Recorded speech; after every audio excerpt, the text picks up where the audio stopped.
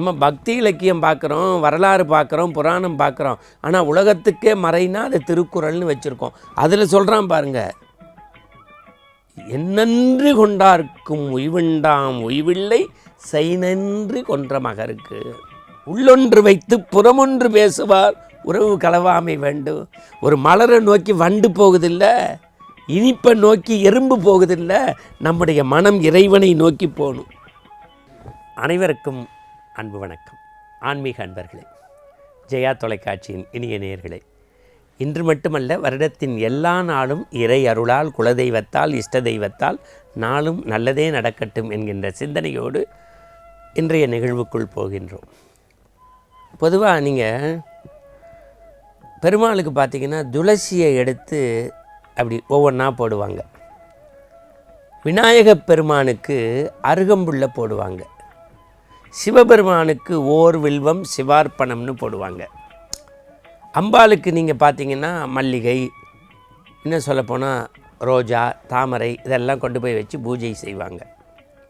இன்னும் சில பேர் கதம்ப மலர்கள், அதில் அந்த மறிக்கொழுந்துன்னு ஒன்று இருக்கும், அது அந்த கோவிலுக்குள்ளே போனாலே நீங்கள் மதுரை மீனாட்சி மாதிரி இடங்களில் தாழம்பூ வச்சு கும்பிடுவாங்க. அந்த குங்குமமே தாழம்பூ வாசனை இருக்கும். இதெல்லாம் இறைவனுக்கு பிடிச்ச மலர்கள். ஆனால் இந்த தோட்டத்தில் வரக்கூடிய மலர்களை விட மனதில் மலரக்கூடிய நன்றி மலர்கள் இறைவனுக்கு உகந்ததுங்கிறான். என்ன கட்டுரை சார்! தோட்டத்தில் மலரக்கூடிய மலர்களை விட இறைவனுக்கு உகந்தது மனதில் மலரக்கூடிய நன்றி மலர்கள். நம்ம பக்தி இலக்கியம் பார்க்குறோம், வரலாறு பார்க்குறோம், புராணம் பார்க்குறோம். ஆனால் உலகத்துக்கே மறைனா அது திருக்குறள்னு வச்சுருக்கோம். அதில் சொல்கிறான் பாருங்க, என்னன்று கொண்டார்க்கும் உய்வுண்டாம் உய்வில்லை செய்நன்று கொன்ற மகருக்கு. சார், ஒரு பையன் எக்ஸாம் எழுதுகிறான், பேனால் எங்கு தீர்ந்து போச்சு. பெரிய சமாச்சாரமாக பக்கத்து பையன் பேனா கொடுக்குறான். கொடுத்த இடம் எது? Exam hall. நம்ம பயணம் பண்ணுறோம், வெயில் நேரம், கிறுகிறுத்துருச்சு தலை. நடைபாதையிலே ஓரமாக ஒரு பஸ் ஸ்டாப்பில் நிற்கிறோம். பக்கத்தில் இருக்க ஒரு பொண்ணோ பிள்ளையோ டக்குன்னு வாட்டர் பாட்டிலை திறந்து, இந்தாங்க அங்கிள் கொஞ்சம் தண்ணி கொடுங்க, வெயிலில் கிறுகிறுத்துருச்சு. சாதாரண விஷயம் தண்ணி. ரோடை கிராஸ் பண்ண ஒரு விடி தெரியாத சகோதரர் நிற்கிறாரு. அவர் கரெக்டாக பஸ்ஸை படித்து கையை பிடிச்சி ஏற்றி விட்டுறோம். அது பெரிய விஷயமா? ஒன்றும் இல்லை. ஆனால் வள்ளுவன் என்ன சொல்கிறான்? காலத்தினால் செய்த நன்றி சிறிதனும் அது ஞானத்தின் மானப்பெரிது. இப்போ நன்றி எப்படி இருக்க வேண்டும்? இறைவன்கிட்ட நம்ம கேட்டு பெறுறோமே தவிர அவனுக்கு நன்றி சொல்கிறோமா அப்படின்னு அந்த கட்டுரை தொடங்குது. என்ன ஃபண்டாஸ்டிக் பாருங்க! இந்த உலகத்தில் அங்குங்கனாதபடி எங்கும் நீக்கமர நிறைந்திருப்பவன் இறைவன். மண், விண், நீர், நெருப்பு, காற்று, எங்கேயாவது அவன் இல்லாமல் இருக்கானா? எல்லா இடத்துலையும் இருக்கான். எப்படிறான்னா, இப்போ ஒரு அறை இருக்குது, இந்த கதவு மூடிட்டா இருள் தான். ஆனால் அதில் ஒரே ஒற்றை விளக்கு அப்படி தீபம் ஏற்றுங்க. ஒற்றை விளக்கு அரை முழுக்க வெளிச்சம் பரவுவது போல நம்முடைய மன இருளுக்குள் இறைவன் என்கின்ற ஒளியை ஏற்றினால் மனம் முழுக்க வெளிச்சம் பரவும். விவசாயி நல்லா வரணுன்னா இறைவன்கிட்ட தான் வேண்டான். பேருந்து ஓட்டுநர் அப்படின்ட்டு வண்டியை ஸ்டார்ட் பண்ணுறான், என்ன நல்லபடியாக இலக்க போய் அடையணும். விஞ்ஞானி ராக்கெட் விடுறான், சாமியை கும்பிட்டு தான் விடுறான், சயின்ஸு தான், இருந்தாலும் அதுக்கு பேஸ் என்னங்கிறான். ஆசாரியிலேருந்து, ஓட்டுநர்லேருந்து, காவல்துறையிலேருந்து, நடத்துனர்லேருந்து, நாட்டை ஆள்ற வரைக்கும் எல்லாரும் என்ன நினைக்கிறாங்க? இறைவனே என்னை இயக்கு. காரணம் நம்பிக்கை. அந்த நம்பிக்கையோடு இயக்கக்கூடிய நாம் அதற்கு நன்றி சொல்கின்றோமா?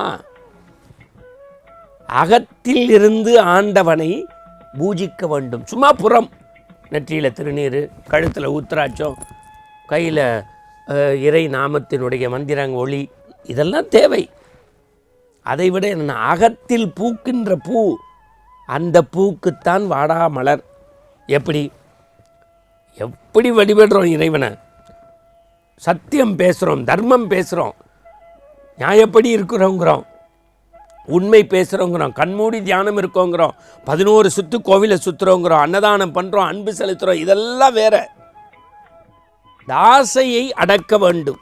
அன்புதான் கொடுக்க சொல்லும், ஆசை கேட்கும். அன்பு கொடுக்க சொல்லும், ஆசை கேட்கும். ஆனால் நம்ம என்ன கேட்கணும்? என்றைக்கும் 7 பிறவிக்கும் இறைவா உன்னையே நான் நினைக்க வேண்டும். நம்ம கேட்டிருக்கோமா என்னைக்காவது பூஜையில், சுவாமியே என்னுடைய மனம் வசந்த மண்டபமா, என்னுடைய இடம் குடியிருக்கக்கூடிய இஷ்டமா, நீ நினைத்துப்பார், நான் கொண்டு வந்தது துளசியா, நான் கொண்டு வந்தது துளசியா அல்லது என் மனதில் படைந்த தூசியா? சிந்திச்சிருக்கோமா? இறைவா, நான் வழிபடக்கூடிய வழிபாடு உனக்கு நன்றிக்கு உகந்ததா என்று நமக்கு நாமே கேட்கணும். அதனால்தான் ஒருமையுடன் நினது திருமடடி நினைக்கின்ற உத்தமர்தம் உறவு வேண்டும். உள்ளொன்று வைத்து புறமொன்று பேசுவார் உறவு கலவாமை வேண்டும். ஒரு மலரை நோக்கி வண்டு போகுதில்லை, இனிப்பை நோக்கி எறும்பு போகுதில்லை. நம்முடைய மனம் இறைவனை நோக்கி போகணும். என்னைக்கு போய் நம்ம இறைவன்கிட்ட அது வேணும் இது வேணும்னு கேட்கக்கூடாது. ஒரு பிச்சைக்காரன் ஓடி வருகின்றான். மகாராஜா கேட்கின்றார், உனக்கு என்ன வேணும், பொன்னா பொருளா மணியா என்றான். பாத்திரத்தை தூக்கி எறிந்து விட்டு அலறி அடித்து ஓடினான். ஏன் என்று கேட்டான். நீ மகாராஜா, மண்ணை ஆள்பவன், இந்த பிச்சைக்காரனுக்கு எது வேண்டும் என்று உனக்கு தெரியவில்லை என்றால் நீ என்ன ராஜா? அதுபோல் நமக்கு ஒரே மகாராஜா கடவுள். நமக்கு வேண்டுவது அவனுக்கு தெரியும். வேண்டுவதை நிறுத்திவிட்டு தந்ததற்கு நன்றி சொல்லுவோம். அதுதான் ஆனந்தவனையும் நம்மையும் இணைக்கும் இணைப்பு பாலம். நன்றி மலர். மீண்டும் நாளை சந்திப்போம்.